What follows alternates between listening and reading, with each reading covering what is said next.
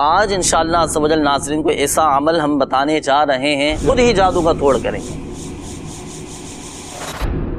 جن کسی کو پریشان کرے، اگر کسی کے ساتھ یہ معاملہ ہو تو آج انشاءاللہ عز و جل ایسا عمل ہم بتانے جا رہے ہیں، آپ خود ہی اس کا علاج کریں گے، خود ہی جادو کا توڑ کریں گے۔ طریقہ اس کا یہ ہوگا کہ اس کے لیے دھاگا چاہیے ہوگا نا، آسمانی رنگ کا، وہ آپ کے ہاتھ میں آ چکا، وہ میرے ہاتھ میں ہے۔ ہمیں چاہیے ہوگا سوتی دھاگا، جس پر جادو ہو تو یہ دھاگے آپ نے اس کے سر کی پیشانی سے لے کر پاؤں کے انگوٹھے تک 11 تار یہ ناپنے ہیں۔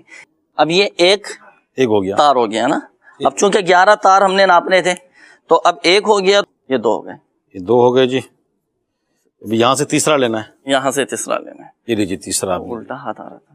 یہ ناظرین یہ دیکھیں 11 تار ہم نے یہ ناپ لیے ہیں، یہ 11 دھاگے 11 تار یہ میرے سامنے۔ اب یہاں پر تو ہم نے خیر سلمان بھائی کے قد کے حساب سے ہم نے ناپے تھے، اگر کسی پر اس طرح کا معاملہ ہو تو آپ نے اس کے قد سے ناپنا ہے۔ اب ان 11 تاروں کو 2 مرتبہ طے کریں گے، یہ ایک مرتبہ طے ہوئی، اب یہ دوسری مرتبہ طے ہو گئی، 2 طے ہم نے یہ کر لیے ہیں۔ ٹھیک ہو گیا۔ اب ہم نے سب سے پہلے تو اس میں ڈھیلی ایک گرہ لگانی ہے، یہ دیکھیں ناظرین کو نظر آئے گی، ڈھیلی گرہ ہے، اس میں آپ کو گیپ نظر آ رہا ہوگا۔ اب میں پڑھوں گا سورۃ الفلق، قرآن پاک کے 30ویں پارے میں ہے سورۃ الفلق۔ بسم اللہ الرحمن الرحیم، قل اعوذ برب الفلق من شر ما خلق ومن شر غاسق اذا وقب ومن شر النفاثات فی العقد ومن شر حاسد اذا حسد۔ اب یہ ایک مرتبہ سورۃ الفلق پڑھی اور اس گرہ میں پھونک ماری اور یہ ٹائٹ کر دی میں نے، یہ دیکھیں یہ ٹائٹ ہو گئی، یہ ایک گرہ ہو گئی۔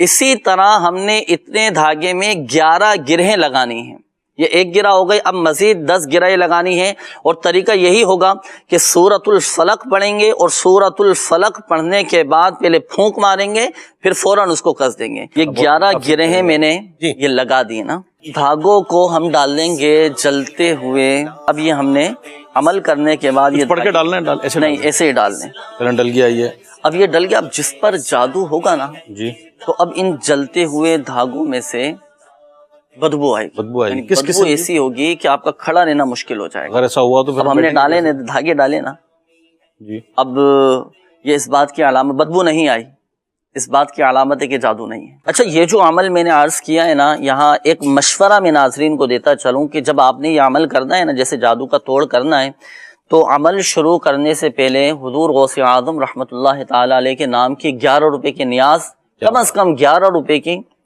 ورنہ حسب توفیق ہم نیاز دلائیں، نیاز دلانے کے بعد پھر آپ یہ عمل شروع کریں۔ صحیح۔